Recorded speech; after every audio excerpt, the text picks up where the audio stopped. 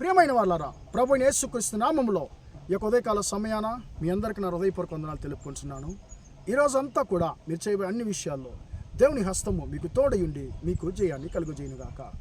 ప్రియులారా, ఇర్మియా గ్రంథము 31వ అధ్యాయము 4వ వచనం సెలవిస్తుంది, నీవు కట్టబడినట్లు నేను ఇక మీదట నిన్ను కట్టింతును అనేటువంటి మాటను మనం ఇక్కడ చదువుతున్నాం. ప్రియులారా, ఈ యొక్క ఉదయకాల సమయాన యేసుక్రీస్తు నన్ను చూసి ఆయన అంటున్నాడు, నీవు కట్టబడినట్లు నేను ఇక మీదట నిన్ను కట్టింతును అని అంటున్నాడు.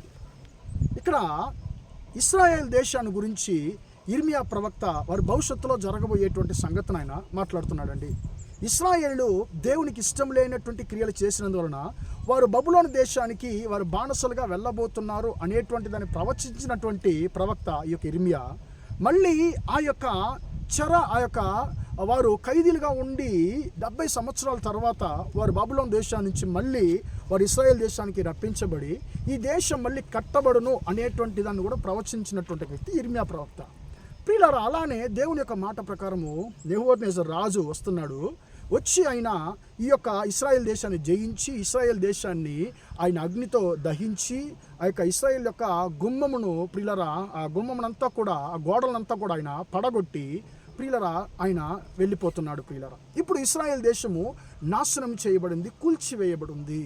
ప్రియులారా, ఆ యొక్క కూల్చివేయబడినటువంటి ఇశ్రాయేల్ దేశాన్ని దేవుడు మళ్ళీ 70 సంవత్సరాల తర్వాత మళ్ళీ ఆయన కడుతున్నాడు. ఆ యొక్క దేశం కట్టబడినట్లు మళ్ళీ ప్రజలు అందులో నివాసం చేయనట్లు కూల్చివేయబడినటువంటి ఆ దేశాన్ని దేవుడు మళ్ళీ కట్టించి ఆ దేశస్తులను ఆశీర్వదించినట్లుగా మనం చూస్తున్నాము.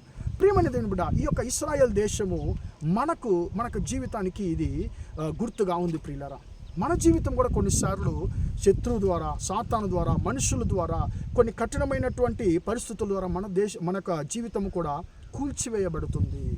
మన యొక్క జీవితం కూడా మనకు అందాన్ని కోల్పోతుంది, సమాధానాన్ని కోల్పోతుంది. కొన్నిసార్లు మనం అనుకుంటాం కదా, నా జీవితం చాలా సమాధానంగా ఉండేదండి, మా కుటుంబం చాలా సమాధానంగా ఉండేదండి, కానీ ఈ అప్పుల బాధ వలన, ఈ యొక్క వ్యాధుల వలన, ఈ పరిస్థితుల వలన, కొంతమంది మనుషుల వలన, సాతాను యొక్క క్రియల వలన నా జీవితం అంతా కూడా కూలిపోయింది, నా జీవితం అంతా కూడా అల్లకొల్లం అయిపోయిందని చెప్పి చాలాసార్లు మనం బాధపడుతుంటాం.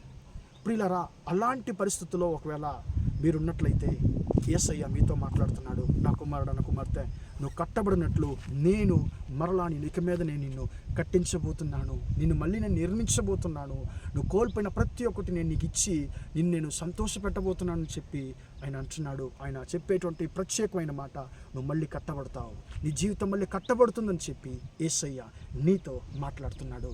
కూలిపోయినటువంటి నీ జీవితాన్ని, కూల్చివేయబడినటువంటి నీ జీవితాన్ని, ఆత్మీయ జీవితాన్ని, నీ కుటుంబాన్ని యేసయ్య మళ్ళీ కూడా నేను కడతాను అని చెప్పి ఆయన అంటున్నాడు. ప్రార్థన చేద్దామా? ప్రేమగల మా తండ్రి, దయగల దేవా, ఎంతవరకు ఈ మాటలు విన్న మీ బిడ్డలు మీరు దీవించండి, ఆశీర్వదించండి.